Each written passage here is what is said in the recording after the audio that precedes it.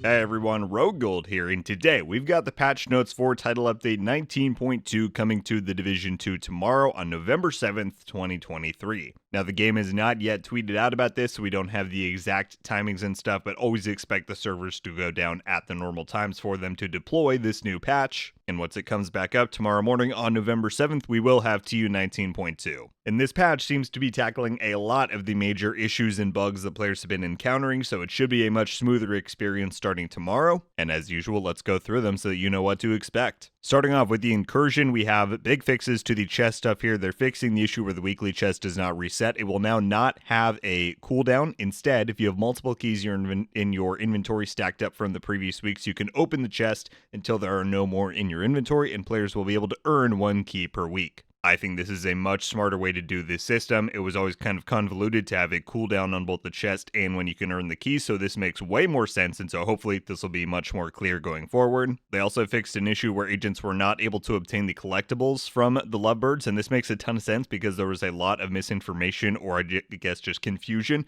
about why people were not able to earn the last 2 collectibles. So if it was due to a bug that some people were able to get it, like myself, and some were not, that would make a ton of sense. That should now be fixed up. They fixed a few minor cosmetic things and things like that. And then right here, they fixed the issue with the Rights boss becoming immune if he had the poison or bleed debuff active when reaching the armor cap. This was what was, causing using the Scorpio on his fight to make him immune. And so that should now be resolved. And you don't have to worry about trying to tell your teammates to not use it because that was very annoying to do. Moving on, we get to Descent. Lots of stuff here. They have fixed the big issues with the reconstructed caches giving you blueprints for items that you wouldn't really want. For example, the specialized sidearms. A few things being fixed with the blueprints that were not showing up at the crafting station. They also say here that you can get one for the Fox's Prayers, which I didn't know that you could get ones for like that in the contractor, so that's pretty sweet, but that's there as well. This one is super intriguing, and we saw this on the known issues board recently, but I still don't know what it means when they say they've added more weekly collectibles to Descent. Does that mean that you're now able to earn more than 1 per week, allowing players to catch up further than just the 1 per week that it was previously? I don't know, or I don't know if this just increases the total cap that you can see on the Descent category in the comm menu. Maybe that means they're going to add more than the 52 that are currently already there. I don't know for certain, but we will find out when the patch goes live tomorrow.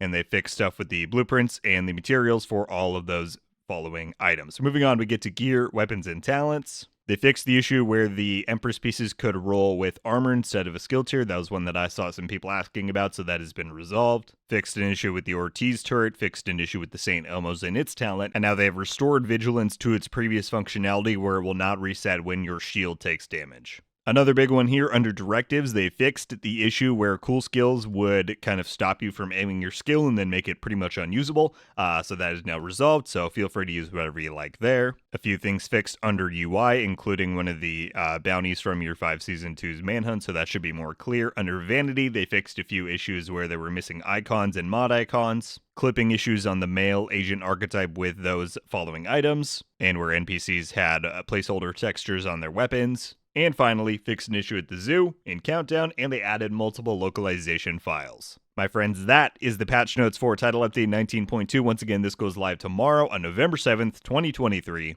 And let me know your thoughts. I think there is a lot of good stuff in here. Like I said, this should make the overall experience of all the new content and the general stuff that we're doing in the game much smoother once this is live. There's still a few outstanding things to be wrapped up, but that should be done in a 19.3 either later this month or early December, sometime there. And before we know it, we'll be on to Season 3. But thank you all so much for watching. Let me know your thoughts, like I said. And if you want more consistent coverage on the Division 2 like this, then consider clicking that subscribe button. I would greatly appreciate it. That is going to do it for me today, everybody. Thank you all so much for watching. I'll see you in the next one. RogueGold. Ow.